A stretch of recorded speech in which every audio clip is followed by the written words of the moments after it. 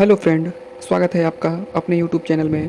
तो फ्रेंड्स, आज हम लोग सुनेंगे रेत की मछली, जिसकी लेखिका हैं कांता भारती।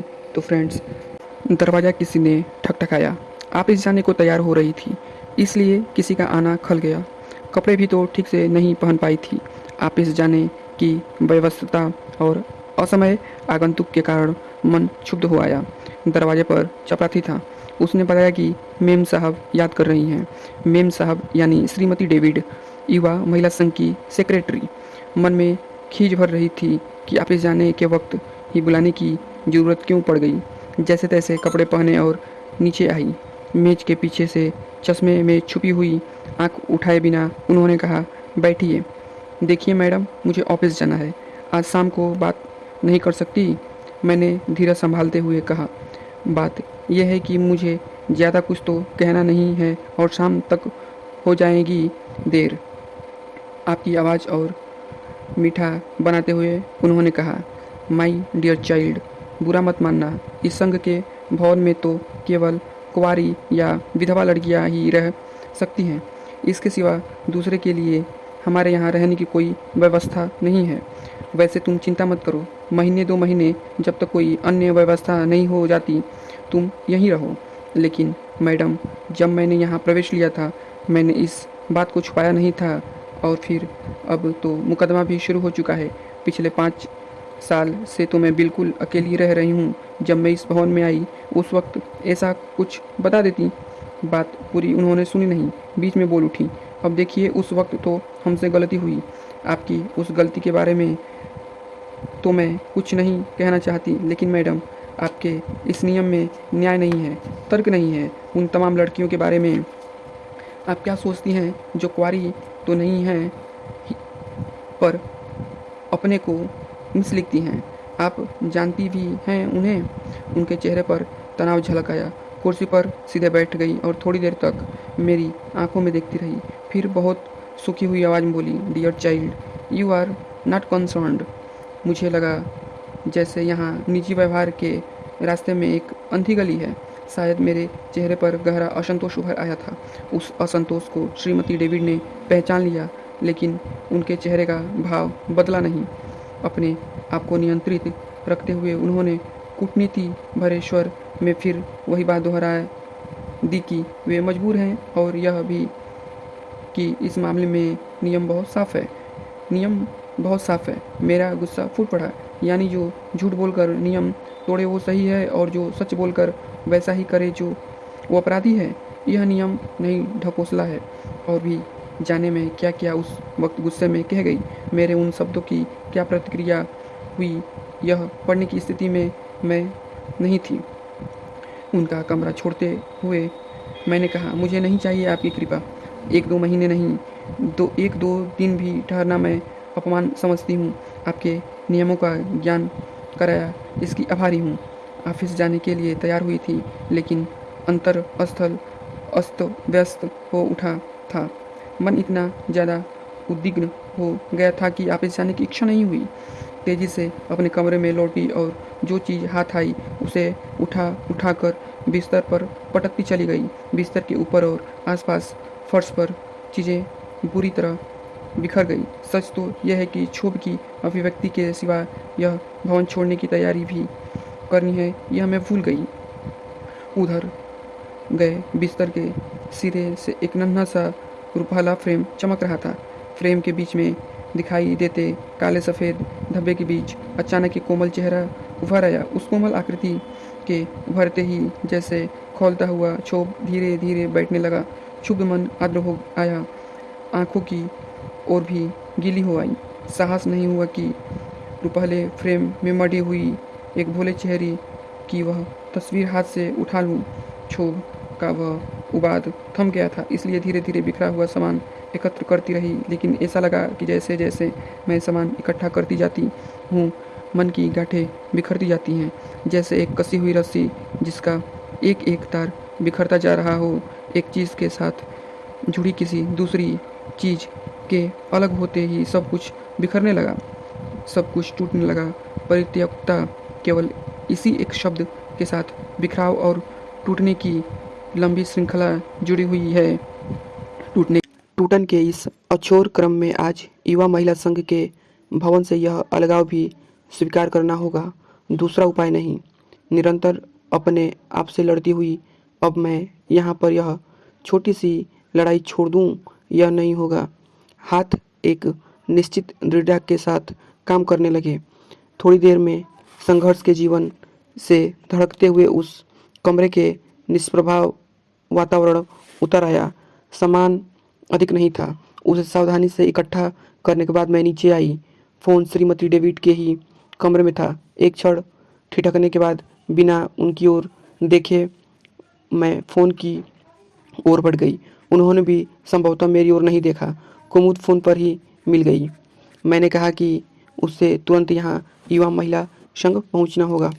कुमुद को आने में कोई 20 मिनट से ज़्यादा वक्त नहीं लगा होगा, लेकिन मुझे ऐसा अनुभव हुआ जैसे एक युग बीत गया हो।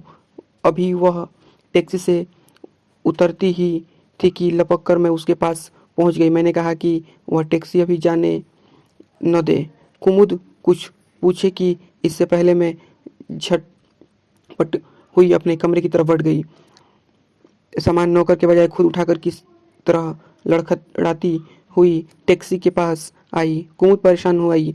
मैंने उससे सिर्फ इतना ही कहा, घर चलो, वही सब कुछ बता दूंगी। छोटी सी कोठरी कहाँ जा सकती है उससे? एक बड़ी कोठी के सर्वेंट क्वार्टर की मालूम सी कोठरी। अवसर दूसरा होता तो शायद मन से निकलता कि महलों से झोपड़ी में आ गई, लेकिन कुछ सोच न सकी। कुमुद की सहानुभूति से वह कोठरी बिना सजावट के ही सज आई थी, लेकिन फिर भी मन बहुत उद्विग्न होकर भटकने लगा। सामान खोलकर रखते हुए बार बार बरसों पहले का अपना वह घर स्मृति को छू जाता था, जिसे कभी मैंने और शोभन ने बड़े यत्न से गुलाब, पुनसुतिया और नीलकमल उगा कर अपने हाथों से सजाया था। उसमें कैक्टस पर लताएं चढ़ा दी थी। वह सुंदर सा घरौंदा था जिसे बड़े प्यार से सजाया था। वह घर सादा था लेकिन सुख से फूलता था। कहाँ होगा, कैसा होगा उस घर का सुख सौरभ? डाल से गिरे किसी पत्ते की तरह बरसों में भटकी हूँ, और आज अगर कुमुद का स्नेह मुझे अटका न लेता तो किस अतल में ठहरना होता, यह नहीं जानती। सहारा और साया उसके कहा था कि वह जीवन भर मेरे लिए खड़ा रहेगा, मुझे छाया देगा। स्मृति के स्पर्श से मैं सिहर उठी, जैसे कोई किसी कटे हुए अंग के तंतु छूकर हरे का गया हो। बरसों के भटकाव के बाद कुमुद के स्नेह की इस अंजुरी में ठहर कर मैं जैसे महोविष्ट हो आई, डूब डूब जाने लगी। झूठी वृत्तिश्रावों से चमकती हुई दूर तक फैली रेत और रेत में उभरते झूठे साए। शायद अनहोनी घट जाए, शायद आज शाम मुझे कोई लिवाने चला आए, शायद विवश चढ़ उसके दरवाजे तक जाकर ठहर जाएं। शायद इलाहाबाद में अतरसुइयाँ की बड़ी सड़क के किनारे का एक नीला मकान बालकनी में जूही से लतर को गालों से छूती हुई खड़ी होती, यूं तो धूप आँख से टकराने लगती है। लता की शीतल गंध हमारे नीले कमरे में धीरे धीरे नाचती है। उस नीले कमरे में जहाँ रूठी हुई यक्षप्रिया को उसका प्रियतम मनाता है। यक्षप्रिया घंटों उस बालकनी में खड़ी होकर उन जाने आने वाले को देखती, जिसमें से एक उसका अपना प्यार भी होगा। बालकनी से मकान के ठीक सामने दिखता है बड़े आंगन वाला लिपा पुता लेकिन सूना और उदास घर। खपरेल वाले उस उदास घर की दीवारों के बीच एक उदास औरत रहती है, विधवा औरत, रमण की विधवा भाभी। अक्सर देखा है कि रमण इस बालकनी की तरफ एकटक देखता है। शायद उस वक्त भी देखता है जब मैं शोभन के साथ घूमने जाती हूँ।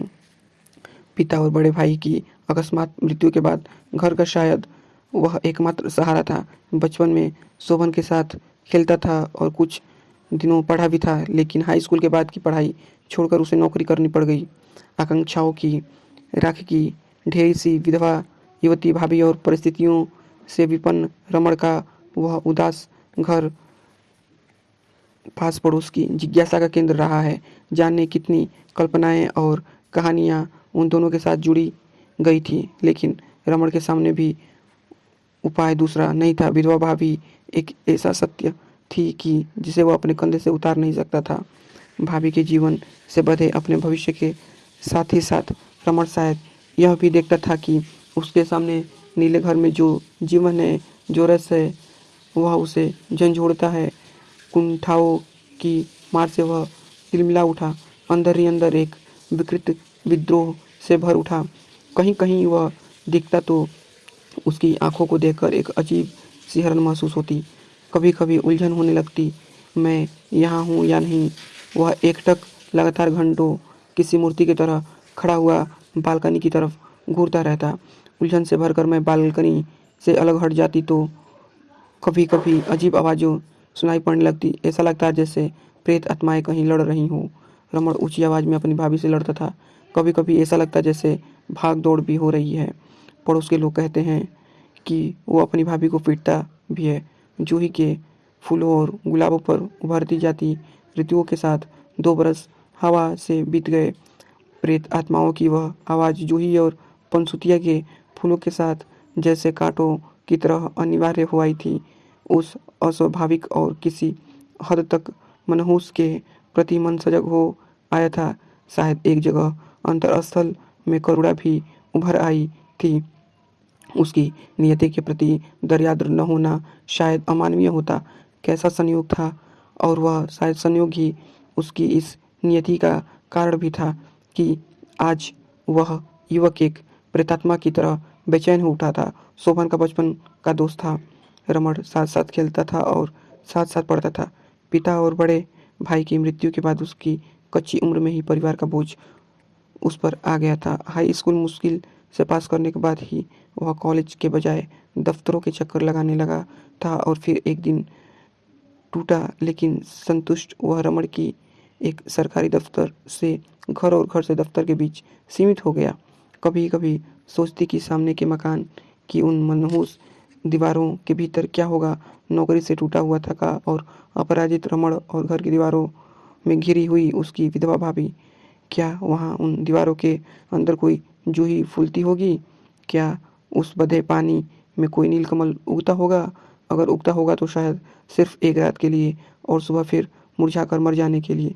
भाभी जवान थी, लेकिन बधी हुई मर्यादाओं की दीवारें इतनी ऊंची थी कि उसके पास झांकना भी मुश्किल था। मुमकिन है थका और अपराजित रमण उस कुंठित युवती का अंश अंकशाई भी हो। पड़ोस में तरह तरह की बातें थी। शायद दबी जबान में ताने भी सुनाई देते थे। लोग यह भी कहते थे कि उसकी भाभी रमण की शादी इसलिए नहीं होने देना चाहती कि उसकी अपनी हसरत पूरी नहीं होगी। उदासी, खिन्नता, अपमान, अपराजय से शायद रमण किसी प्रेत की तरह ठंडा भी हो पड़ा था। रात के अंधेरे सन्नाटे में सहसा वह चीखना चिल्लाना शुरू कर देता था। जो भी चीज़ें हाथ में आती थी उठाना, फेंकना और तोड़ना था, और भाभी को गालियाँ देता। भाभी के रोने की मनहूस आवाज़ बालकनी से तैरकर अंदर आती तो उनकी बाहों में भी एक विवश कंपन दौड़ जाता। मैं भी सिहर उठती। सर्दी के खामोश सहमी अंधियारी रात में घरों की खिड़कियां खुल जाती और गर्म कपड़े लपेटकर लोग बाहर झाँकने लगते।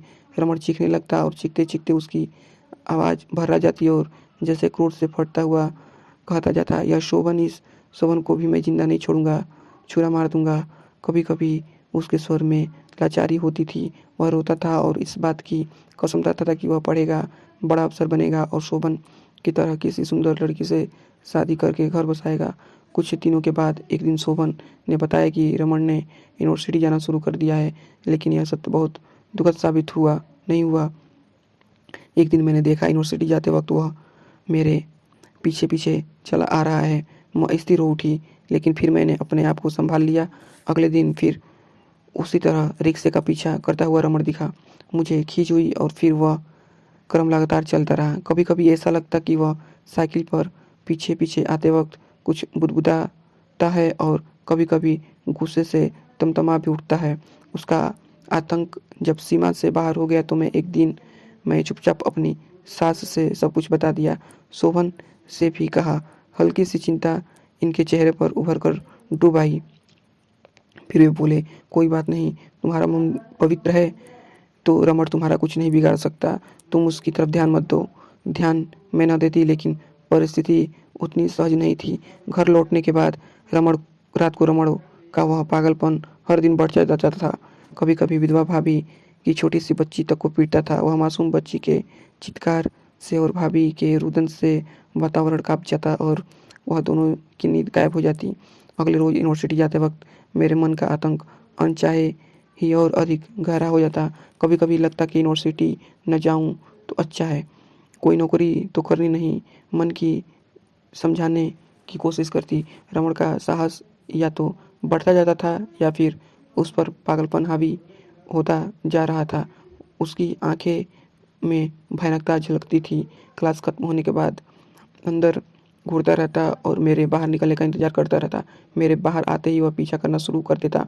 फिर एक दिन मैंने देखा, उसने अपनी साइकिल के कैरियर पर एक बड़ा सा पत्थर रख छोड़ा है। वह पत्थर बराबर वहाँ दिखाई देता और लगता कि वह किसी अज्ञात से बदला लेना चाहता है। तो थैंक यू फ्रेंड्स, आगे का भाग हम लोग अगली वीडियो में देखेंगे।